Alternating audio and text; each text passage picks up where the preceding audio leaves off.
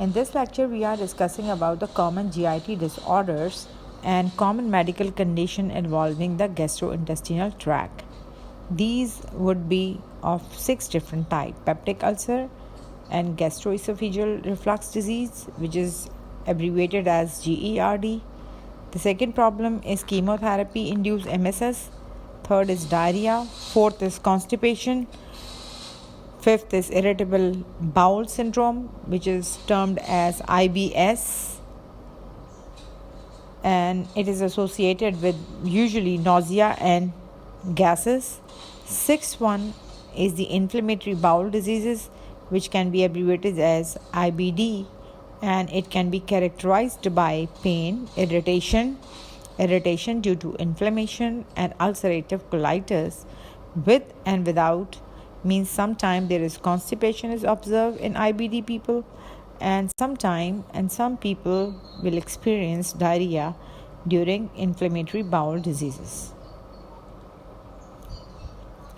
Now come to peptic ulcer. Peptic ulcer, when acid, pepsin and bile become aggressive and overreact on the defensive factor of the mucosa, then the GI lining will be disturbed and interrupted, and sometime in severe condition there must be bleeding.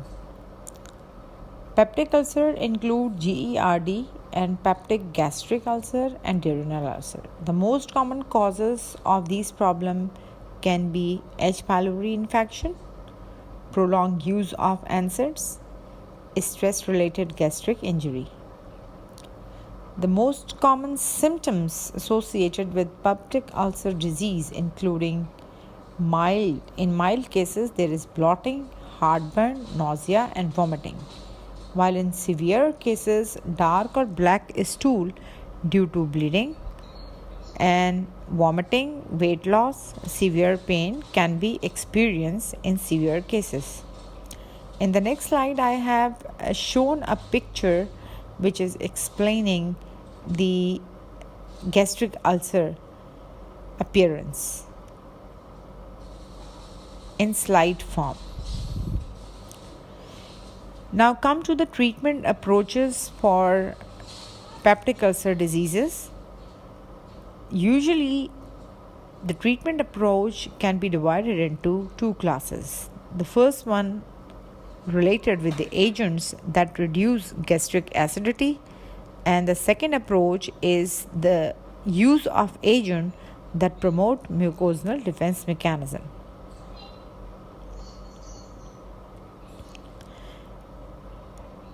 Before discussing the treatment, it is necessary that we must know that what are the content in the GI tract which are the producer of HCl as well as mucus. Acid secretions are controlled by gastrin. Gastrin is the hormone that can act on the receptor CCKB. The second way by which, or the second chemical which control or produce acidity or HCl is H2 or histamine receptor, and third one is the acetylcholine or muscarinic M3 receptors, which are related with the increased motility of the GIT as well as liberation of HCl or production of HCl. When acetylcholine and gastrin bind to the receptor to increase in cytosolic calcium, which in turn stimulate protein kinase that stimulate acid secretions from a hydrogen and potassium ATPase, which is known as a proton pump mechanism. Enterochromaffin cell-like cells, ECL, also have receptors for gastrin and acetylcholine, which stimulate histamine release through GS mechanism. Somatostatin is a gut endocrine, and it is, when stimulated, act upon GI inhibitory receptor. When it is activated, hydrogen concentration increased as well as PGE2 release mucus to make a protective lining. Now come to classification of drugs which are commonly used and prescribed for peptic ulcer.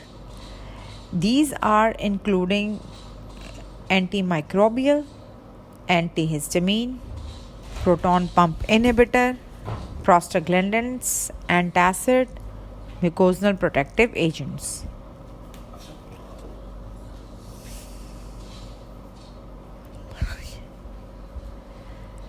Before discussing treatment, it is necessary that we must know that how diagnosis can be take place.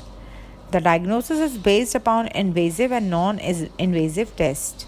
In invasive tests, we usually do endoscopy to examine the peptic ulcer, while in non-invasive serological tests, urease breath test and microbial antigen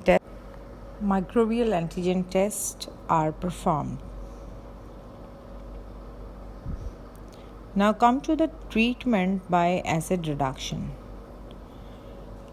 H. pylori associated peptic ulcer, we use two therapeutic goals.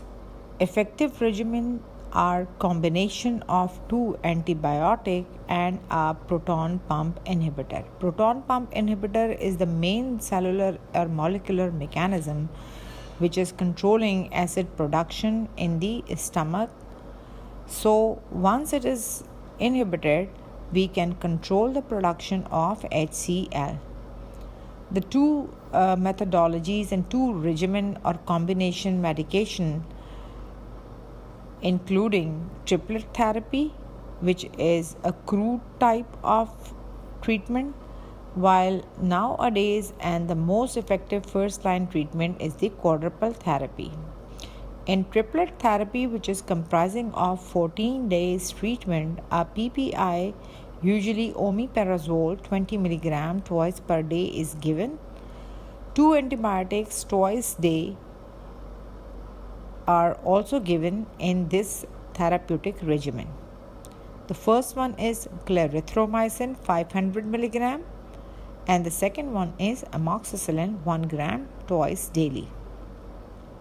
We can also replace amoxicillin for those who are allergic to amoxicillin by metronidazole in 500 mg.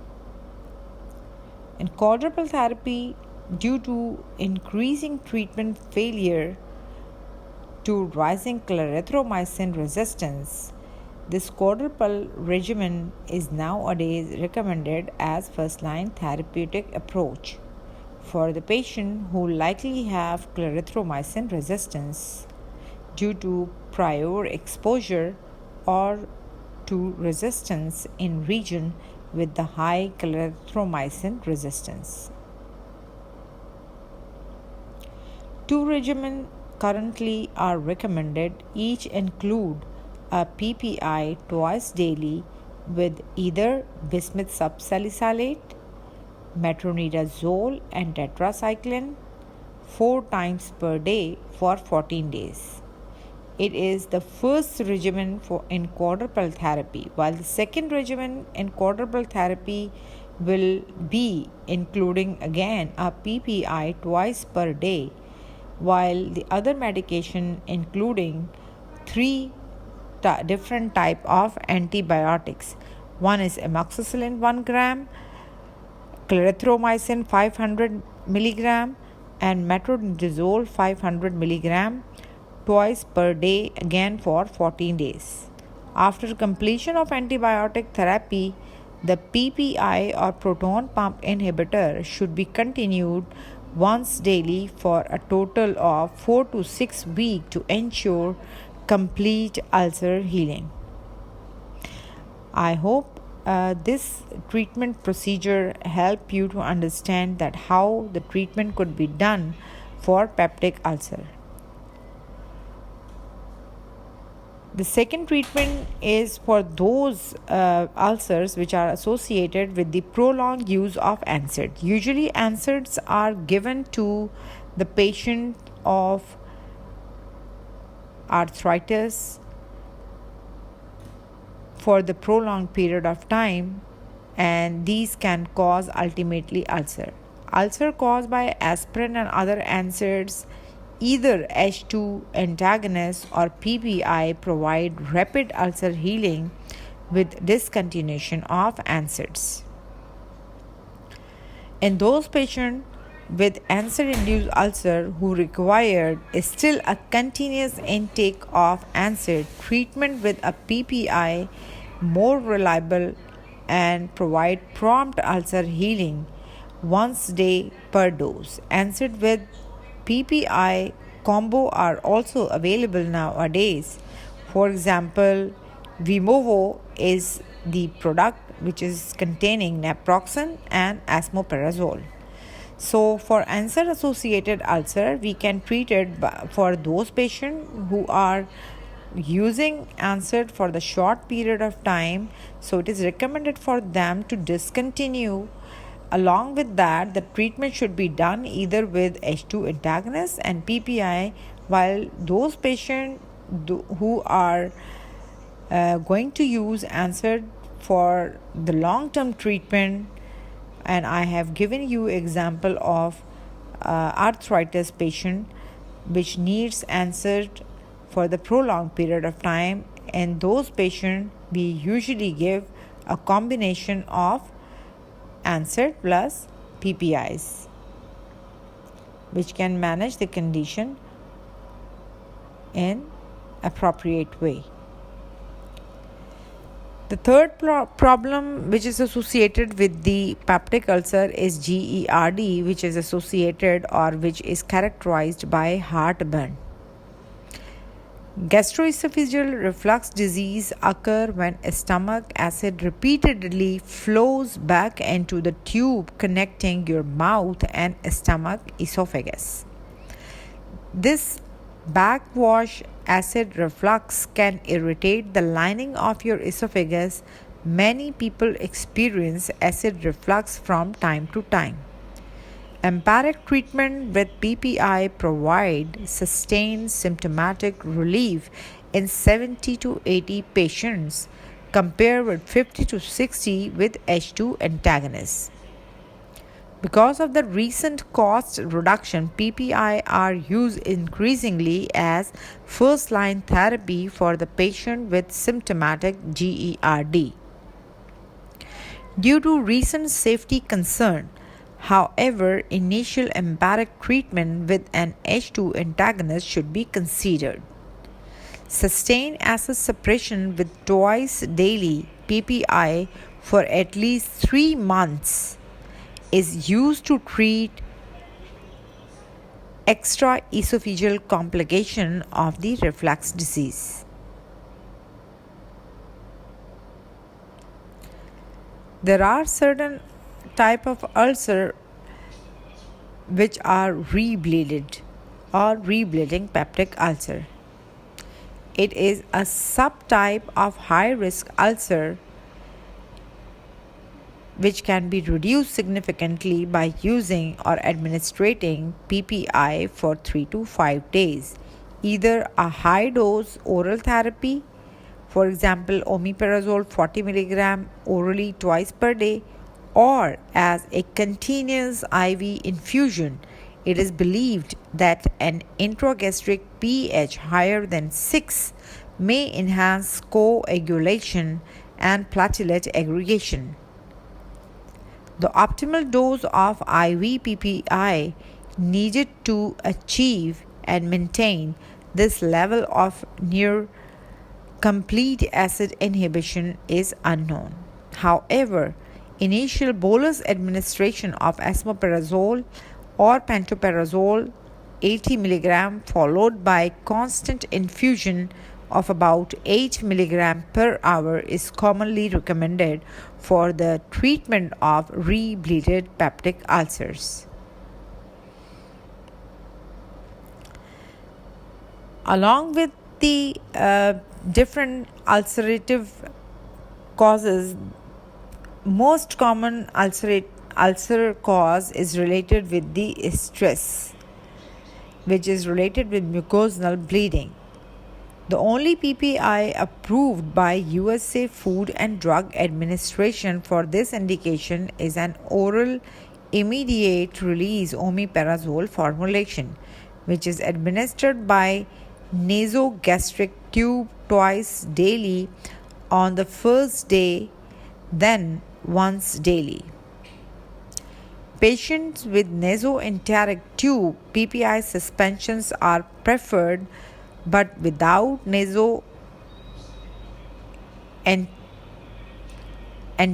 tube, IVH2 antagonists have proven efficacy. So this is all about the different type of peptic ulcers and their treatment and regimen. It is seen that the most appropriate and suitable drug which can control peptic ulcer is the PPI along with the other combination. For example, in case of stress related, usually the mucosal bleeding will arise in such patient in prolonged stress, or it may be associated with the condition. For example, before surgery, it should be given to the patient to control or to prevent the stress related mucosal bleeding. Thank you so much.